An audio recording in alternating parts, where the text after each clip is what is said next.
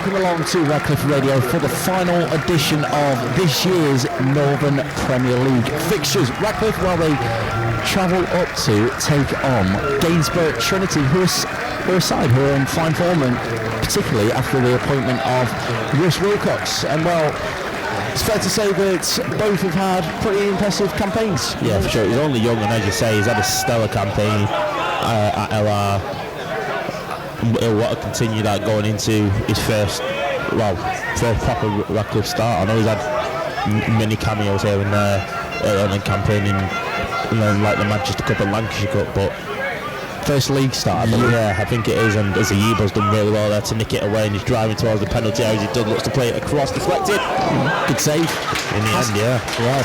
Flattered it really, the goalkeeper, but he forced it behind for a corner kick.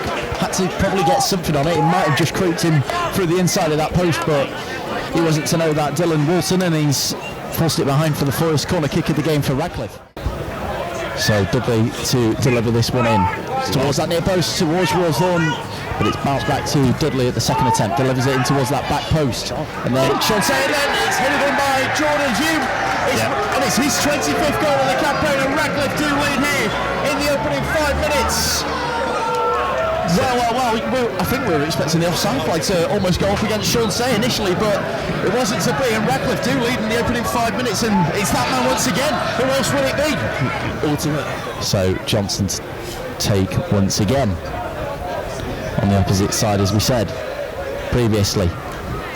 So clip ball in towards Jackson. It's met by Jackson. It's headed away by Francis, and then it's off the bar by Preston, and then it's over the top by Jack Hall after. But a succession of chances there for Gainsborough, and they were just unable to crop it, but started to turn the corner in the last few seconds. As they get a much changed side. As they get a cheap throwing out on this near left-hand side. That's Brad Jackson. Brad Rose. I told you I'm going to make that change mistake so many times. Was forced to clear out of play, and now Preston back to Jackson. That's where the confusion's coming from. But yeah, Jackson delivers it in towards Wallace, gets underneath it, but in the end it's a long way onto the route of the nets. It was a looping one. Welcomes. Hornshaw waiting to decide his options. We'll go for the flick on of Johnson, looking for Howe, who's pulling the shirt a little bit of Francis, not flagged up, but he slips as he tries to get onto the second ball. And now the ball in the middle of the park for Dudley. Dudley driving forward. He's having a bit of a shirt pull from Johnson, but he'll spread out to the right hand side for Thompson. Thompson up against Stacey, will deliver the ball in. It's a good ball in towards Rawthorne, but it's not completely cleared away, and Dudley tries to thread it forward for 𝗦𝗀𝘀𝘀, but the clearance forwards from Wallace might turn into the perfect pass from Howe, who should retrieve it before the boundary line, and does.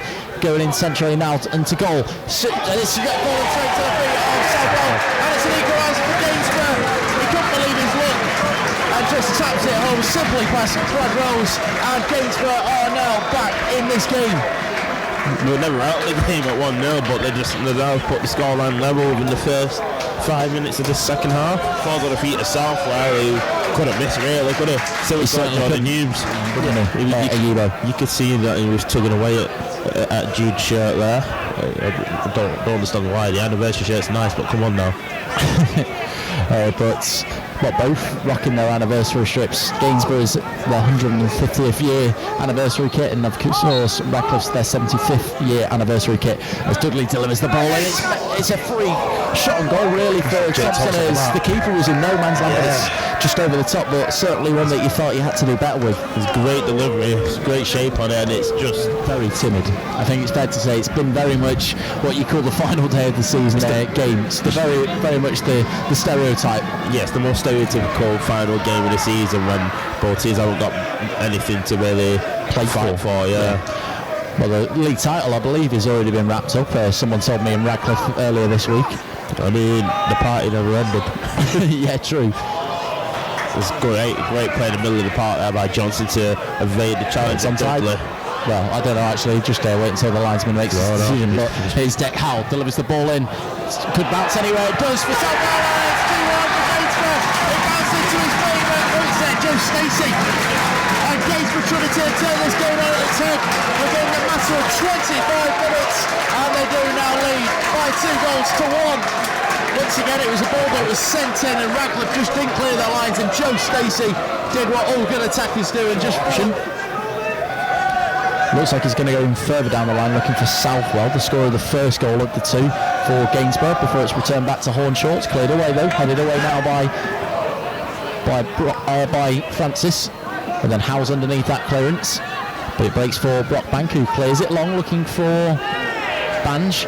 A little bit of a sandwich, sees Wallace on the floor, but sees Iyubo present it with the ball, and then Iyubo presents it straight back to Southwell. Southwell to 𝗏𝗀𝘀 to Southwell. Just about went through, but Southwell's unable to thread it forward. You can see the maybe frustration just creeping in a little bit now for the Gainsborough Trinity boss on the far side. A lot of the times they conjured up some good opportunities, but just got that final pass just wrong. But here's a chance now for Jamie Morgan, back to Thompson. Thompson bypasses while he's in the penalty area. They deliver the ball in towards Rawsford. Radcliffe's little star scores on his debut. It's a great finish on the turn by Lewis Rawsford, and he draws the game level once again. He's looked bright all game, and he's finally been able to get a chance. Finally able to get a chance in and amongst that penalty area. John Owen Ben have been waxing lyrical about him for months now, how similar he is to Jordan Hugh, and that you got to say that finish was sublime. Who is certainly left Bernard and Jono with a few questions to answer as to whether he'll be featured next season. Certainly think he will be. We'll have to wait and see. Like I said, it's another great delivery back into the back stick here.